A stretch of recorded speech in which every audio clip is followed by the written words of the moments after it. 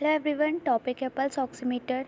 Definition है, pulse oximeter generally use होता है सैचुरेशन और पल्स पेशेंट की चेक करने के लिए।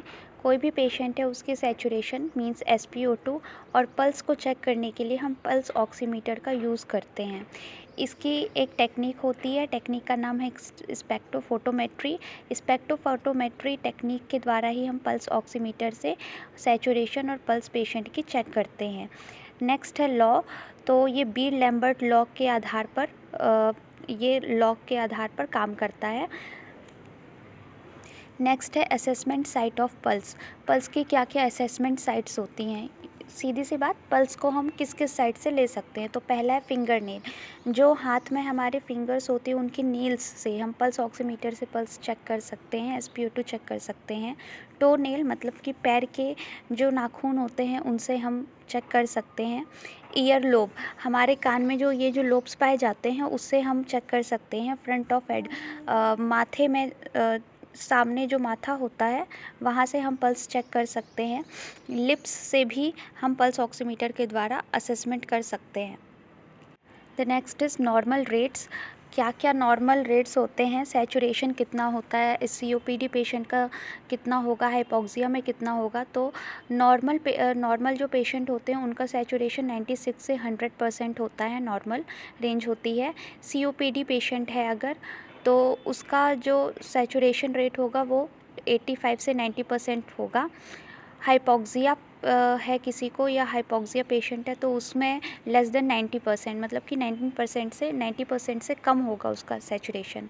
उस हिसाब से हम असेसमेंट करेंगे पल्स ऑक्सीमीटर से। एक नोट है, एंटीटाइडल कार्बन डाइऑक्साइड परफॉर्म की जाती है कैपेनोग्राफी से। कैपेनोग्राफी के द्वारा एंटीटाइडल कार्बन डाइऑक्साइड हम परफॉर्म करते हैं।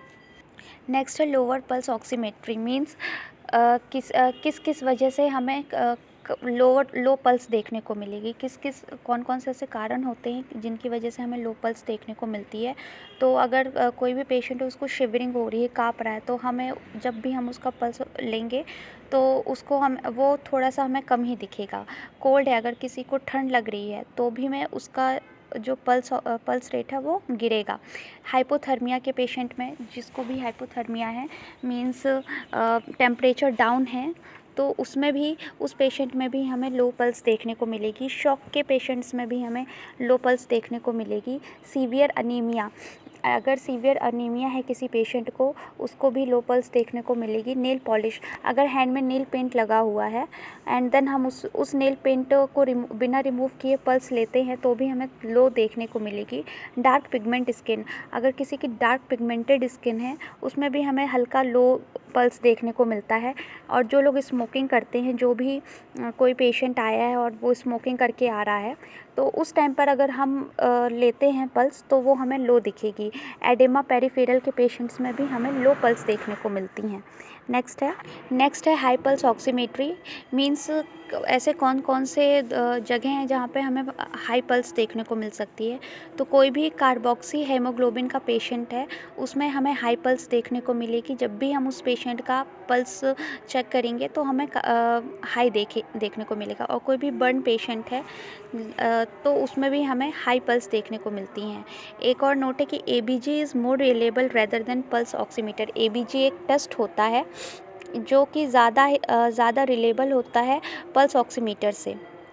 पल्स ऑक्सीमीटर हम नॉर्मल चेक करने के लिए ले सकते हैं, लेकिन ABG से हमें करेक्ट रीडिंग आती है।